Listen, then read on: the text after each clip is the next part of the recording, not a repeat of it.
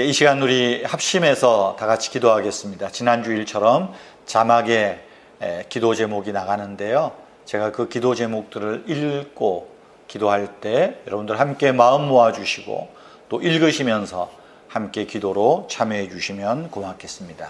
다 같이 기도합니다. 나를 하나님 자녀 삼으신 은혜와 사랑을 감사합니다. 주님의 몸된 교회를 세우셔서 예배하며 전도하며 성도들과 사랑의 교제를 나눌 수 있는 귀한 공동체 주신 것을 감사합니다. 하나님, 코로나 바이러스 확산이 진정되게 해 주십시오. 교회를 통하여 코로나가 급속히 확산되고 있습니다. 교회가 사회를 향하여 헌신과 사랑을 나타내지 못한 것 용서하여 주시옵소서. 미신과 맹신, 광신의 신앙에서 벗어나도록 한국교회와 성도들을 불쌍히 여겨 주시옵소서.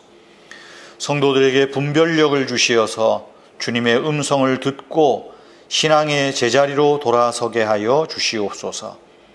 한국교회의 목사와 장로, 권사와 집사 등 하나님을 조금 믿는다고 하면서도 여전히 교만하게 섬기는 자들을 용서하여 주시기를 원하옵나이다.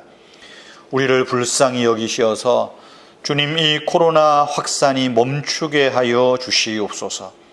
의료진과 방역 관계자들, 백신 연구진들에게 지혜를 허락하여 주시옵소서. 수해로 어려움을 당한 사람들에게 긍휼과 자비를 베풀어 주시옵소서. 코로나와 폭우, 폭염 같은 이 자연재해 앞에서 인간의 연약함과 어리석음을 깨닫게 하시고 참되신 하나님께 돌아오는 사람들이 많아지게 하여 주시옵소서. 우리 교회가 더 많은 사람들에게 복음을 전하여 함께 예배하고 성장하고 함께 사역하는 복된 공동체가 되게 하여 주시옵소서. 하나님 아버지, 우리 교회를 부흥되게 해 주십시오. 교회에 속한 자녀들에게 믿음과 지혜와 성실함을 갖게 하옵시고 이제까지 교회를 헌신적으로 섬기며 수고하신 우리 교회의 연로하신 부모님들에게 육신과 영혼의 강건함을 주시옵소서. 하나님 아버지, 나라와 민족을 긍휼히 여기셔서 이념으로 갈리지 않게 하시고 정말로 평화를 사랑하는 나라가 되게 하시고 대화와 타협함으로 더 나은 나라를 만들어가며 아름다운 나라를 후손들에게 물려주는 복된 나라가 되게 하여 주시옵소서.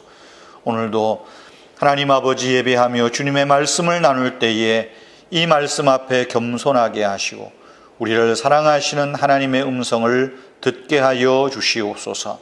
감사하옵고 예수님의 이름으로 기도하옵나이다. 아멘.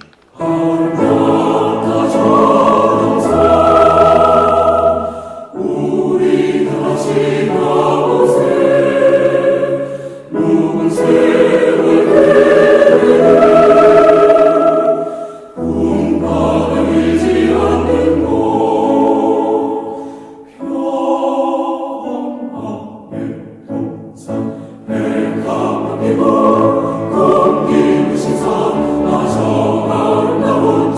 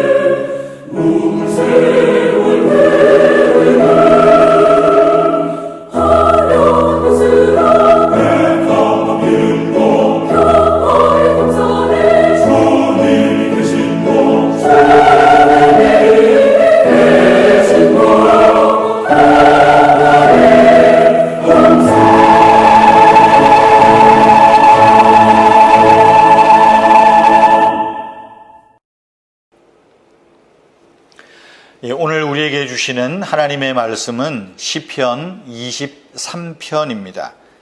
우리가 너무 잘 아는 말씀이죠. 시편 23편. 여호와는 나의 목자시니 내가 부족함이 없으리로다. 그가 나를 푸른 풀밭에 누이시며 쉴 만한 물가로 인도하시는도다. 내 영혼을 소생시키시고 자기 이름을 위하여 의의 길로 인도하시는도다. 내가 사망의 음침한 골짜기로 다닐지라도 해를 두려워하지 않을 것은 주께서 나와 함께 하심이라. 주의 지팡이와 막대기가 나를 안위하시나이다. 주께서 내 원수의 목전에서 내게 상을 차려주시고 기름을 내 머리에 부으셨으니 내 잔이 넘치나이다. 내 평생의 선하심과 인자하심이 반드시 나를 따르리니 내가 여호와의 집에 영원히 살리로다. 아멘. 목자와 양과 목자의 비유는 하나님과 그의 자녀, 예수님과 또 성도들의 관계를 대표적으로 비유하는 그런 말씀입니다. 오늘 1절 말씀, 여호와는 나의 목자시니 내가 부족함이 없으리로다. 아마 이 구절은 성경에서 가장 많이 인용되는 성경 구절이기도 하고요. 또 성도들이 가장 잘 암송하는 그런 낯익은 구절입니다. 성도들뿐만이 아니라 교회 다니지 않는 사람들조차도 아마 이 성경 구절 정도는 입에 담을 만큼 아주 익숙한 그런 성경 구절입니다. 물론 불신자들은 이 비유가 무엇을 뜻하는지 알려고 하지 않겠지만 그럼에도 불구하고 저들은 그거 알아 할 정도로 익숙한 그런 성경입니다. 여러분, 모든 사람에게는 일종의 목자가 필요합니다. 예레미야 10장 말씀에 보면 걸음을 지도함이 걷는 자에게 있지 않다. 걸음을 지도함이 걷는 사람에게 있는 게 아니라는 말씀입니다. 우리는 길 잃은 양 같아서 우리 자신의 삶을 스스로 인도할 수 없습니다. 그러므로 우리에게는 목자가 필요합니다. 여러분, 누가 여러분의 목자입니까? 여러분의 목자가 누구입니까? 무엇입니까? 주님이 우리의 목자가 되실 때 우리는 우리의 삶의 모든 필요와 길을 인도하시고 공급하시는 목자로서의 그 주님의 선하심과 인자하심을 알게 됩니다. 여호와가 목자가 되실 때, 여호와가 나의 목자가 되실 때 우리 삶의 자세가 어떠한가? 오늘 말씀에서 몇 가지 교훈을 얻고자 합니다. 첫째는 주님이 우리의 목자가 되실 때 우리는 하루하루를 성실하게 살게 됩니다. 6절 말씀에 보면 나의 평생의 선하심과 인자하심이 반드시 나를 따르리니 라고 합니다. 시편 23편은 우리 평생을 이야기하는데 주님을 우리 목자로 모실 때 우리는 평생에 속한 하루하루를 성실하게 살 수 있다라고 말하는 것입니다. 왜냐하면 주님의 선하심과 인자하심이 항상 나를 따라다니기 때문입니다. 헨리 아이언사이드라는 목사님은 여기 6절에서 말하는 인자함과 선하심, 선하심과 인자함이라는 말을 이렇게 풀이했습니다. 이 말은 마치 양들이 목자에게서 양무리에게서 떨어지지 않도록 지켜주는 두 마리의 양치기 개와 같다. 양치는 개들이 있잖아요. 목자가 앞에 휘파람을 불면서 가면 양치기 개들이 뒤에서 양들을 몰아가는 것 있잖아요. 떨어지지 않고 이탈하지 않도록. 바로 그런 개와 같다. 뭐가요? 인자함과 선하심이 그렇다라고 하는 겁니다. 여러분, 대부분의 사람들은 하루하루를 성실하게 살아야지 하면서 그렇지 못합니다. 후회와 염려로 사는 것이 아마 우리 하루의 일상인지도 모르겠습니다. 그래서 어떤 사람이 그런 말을 했어요.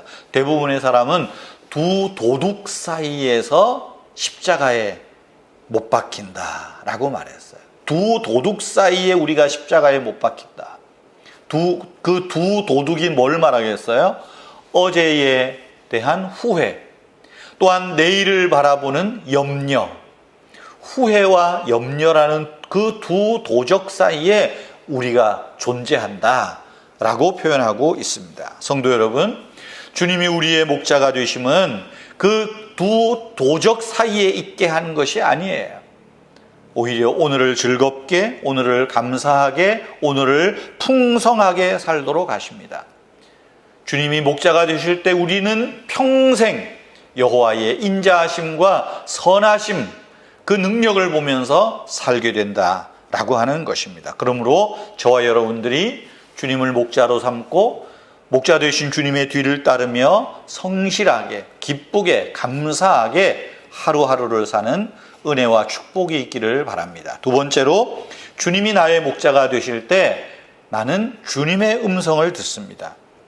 요한복음 10장 27절에 보면 예수님께서 내 양은 내 음성을 듣는다라고 했어요.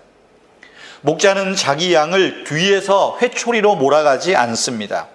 양들을 앞에서 부릅니다. 앞에서, 양들 앞에 가면서 휘파람을 부르면서 목자의 음성을 들려주면서 따라오게 하십니다.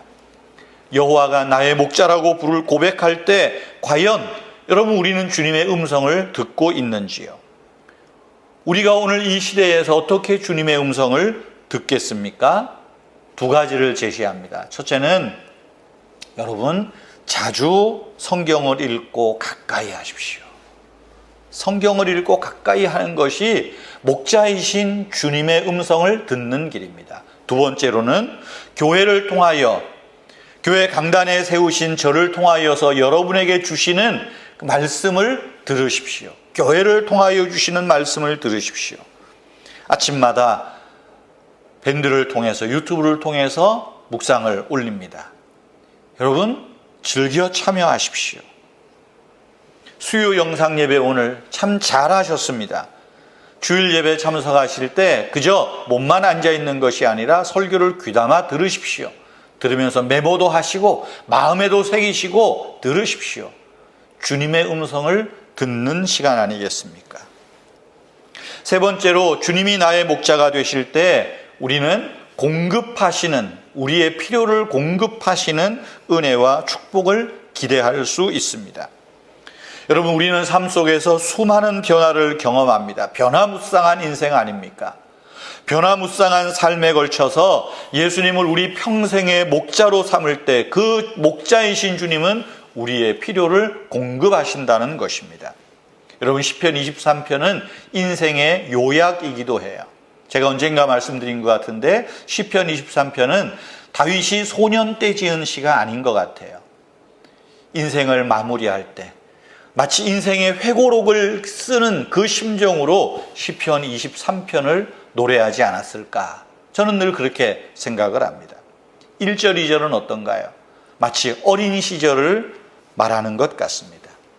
어린아이들에게는 보호와 공급이 필요하잖아요.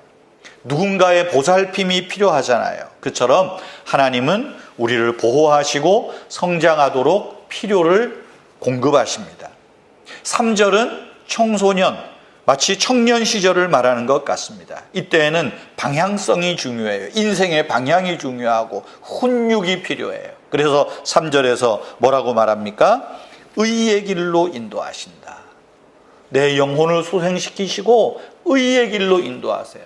4절 초반에도 보면 주의 지팡이와 막대기로 나를 인도하신다. 이 청년의 시라는 것입니다. 위대한 목자는 이 방황하는 젊은이들을 찾아서 집으로 데려오신다는 거예요. 의의 길로. 4절, 5절은 중년 시기를 말하는 것 같습니다. 중년은 쉽지 않은 계절 아닙니까? 피곤한 시대를 지나지 않습니까? 삶의 위기를 실제적으로 경험합니다. 자녀들을 성장하고 성장시키고 양육하고 또 경제적으로 많은 것을 지불해야 하는 그런 명세서가, 지출 명세서가 늘어나는 그런 시절입니다. 그러나 뒤를 돌아보면 하나님이 우리 삶을 풍성하게 하셨어요. 내 잔이 넘치나이다. 내 잔이 넘치나이다. 고백했다는 것이죠. 6절은 노년을 말하는 것 같습니다. 우리는 어떤 일이 왜 일어났는지, 이런 일이 왜 일어났는지 이해하지 못합니다. 그러나 언젠가 모든 일이 하나님과 선하심의, 하나님의 인자하심과 선하심, 자비하심의 축복 아래에 있다는 사실을 깨닫게 될 것입니다. 지나온 삶을 돌아보니 하나님의 인자함과 선하심이 나를 여기까지 몰아오신 거예요. 살게 하신 거예요. 하나님의 선하심과 인자하심이 없었다면 우리는 살아갈 의욕도 놓쳐버리고 양무리에서 떨어져서 사나운 들짐승의 밥이 되었을 것입니다. 그러나 하나님의 인자하심과 선하심이 항상 나를 따라왔습니다. 나와 함께 했습니다. 그리고 우리는 그 하나님의 인자하심과 선하심이 나를 따라오는 것을 알면서 우리 앞에 예비한 영원한 하나님의 집, 아름다운 동산, 그곳을 바라보며 그곳에서 영원히 살 수 있다는 것이죠. 여러분, 지금 우리는 변화의 시기를 지나고 있습니다. 불편함이 익숙해져 갑니다. 여러분, 마스크 쓰는 것 이제 익숙해져 가죠. 불편하지만 이거 없으면 안 된다는 거 알잖아요. 얼마 전에 병원에 좀 치료받으러 갈 일이 있어 가는데 깜빡 제가 입고 마스크를 안 쓰고 갔다가 쫓겨났습니다. 병원에 가서 마스크 쓰고 오세요. 약국에 가서 마스크 사가지고 쓰고 오라고. 뭐 어떻게 하겠어요? 집에 마스크가 많지만 가서 사서 쓰고 들어가서 치료받았던 그런 일들이 있습니다. 그러면서 우리가 불편하지만 변화의 시기를 지금 우리가 지나가고 있습니다. 편안하고 그냥 흘려보냈던 시간의 소중함을 일깨우는 시간이기도 합니다. 코로나 이후에 어떤 시대가 열릴지 우리는 알 수 없습니다. 그러나 분명한 것은 하나님이 우리를 의의 길로 지금 인도하고 계신다는 사실입니다. 분명한 것은 하나님의 인자하심과 선하심이 지금 나와 함께 있고 그 하나님의 인자하심과 선하심이 지금 나를 따라오고 나와 함께 하고 있다는 이 믿음이 필요한 때입니다. 신명기 32장 25절에 보면 너가 사는 날을 따라서 능력이 있으리로다 말씀합니다. 기억하십시오. 우리가 사는 날을 따라서 목자이신 하나님의 능력이 우리의 삶을 선한 길로, 의의 길로 인도하시고 우리의 필요를 하나님께서 공급해 주신다는 사실입니다. 성도 여러분, 목자 되신 주님께서 우리 앞에 가고 계십니다. 우리는 말씀을 통하여 주님의 곁에 머물러야 됩니다. 우리는 말씀을 통하여 주님의 말씀을 들어야 됩니다. 성경을 통하여서, 오늘 설교를 통하여서, 아침 묵상을 통하여서, 주일 설교를 통하여서 목자이신 주님의 음성을 들으십시오. 그 말씀 속에 하나님의 공급하시는 축복이, 은혜가 여러분들의 삶을 풍성하게 할 것입니다. 저와 여러분들이 목자이신 주님을 따라가며 목자이신 주님의 음성을 들으며 우리도 다윗처럼 우리의 인생을 회고하는 그 시점에 여호와는 나의 목자시니 내가 부족함이 없었다. 그가 나를 푸른 풀밭과 쉴 만한 물가로 인도하셨다. 그분이 내 영혼을 소생시키시고 자기 이름을 위하여 나를 의의 길로 인도하셨다. 내가 사망의 음침한 골짜기로 다닐지라도 해를 두려워하지 않을 것은 주의 지팡이와 막대기가 나를 안위하셨기 때문이다. 그러므로 내 잔이 넘쳤나이다. 주께서 내 원수의 목전에서 내게 상을 차려주시고 기름으로 내 머리에 바르셨다. 그러므로 내 잔이 넘치나이다. 나의 평생의 선하심과 인자하심이 반드시 나를 따르리니 내가 여호와의 집에 영원히 살리로다. 이 아름다운 고백이 있는 저와 여러분 되기를 주의 이름으로 축복합니다. 기도하겠습니다. 하나님, 우리가 주님의 양이 되어서 주님의 음성을 듣고 주님의 뒤를 잘 따라가는 우리 은혜의 교회 성도님들 되게 하여 주시옵소서. 하나님 아버지, 이상한 목사들을 따라가지 않게 하시고 이상한 교인들을 따라가지 않게 하시고 그들에게 속아서 하나님 이 양무리에서 이탈하는 자 없도록 우리 은혜의 교회 성도님들 지켜주시옵소서. 주 예수님의 이름으로 기도하옵나이다. 아멘. 주기도문 하겠습니다. 하늘에 계신 우리 아버지여, 이름이 거룩히 여김을 받으시오며 나라가 임하시오며 뜻이 하늘에서 이룬 것 같이 땅에서도 이루어지이다. 오늘 우리에게 일용할 양식을 주시옵고 우리가 우리에게 죄 지은 자를 사하여 준 것 같이 우리 죄를 사하여 주시옵고 우리를 시험에 들게 하지 마시옵고 다만 악에서 구하시옵소서. 나라와 권세와 영광이 아버지께 영원히 있사옵나이다. 아멘. 여러분, 광고 말씀드리겠습니다. 코로나19가 제가 늘 그러죠. 누군가를 통해서, 교인이 누군가를 통해서 감염되어 교회 왔을 겁니다. 미처 자기가 생각지 못하다가 그것이 그만 교회 안에서 사람들에게, 왜냐하면 찬송하고 밀집된 공간이고 제한된 공간에 있다 보니까 그럴 수밖에 없습니다.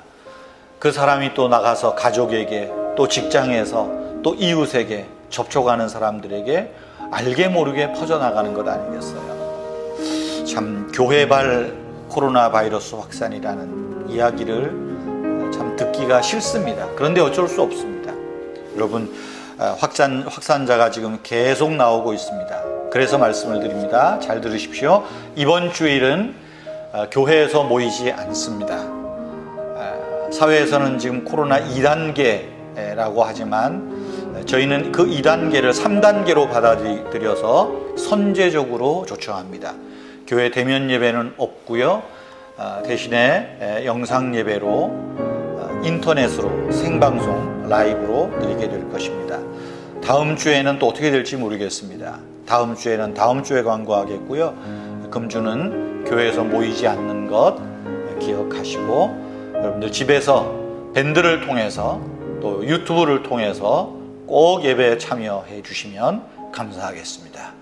오늘 밤에도 평안하게 하루를 잘 마무리하시기를 바랍니다. 안녕히 계십시오.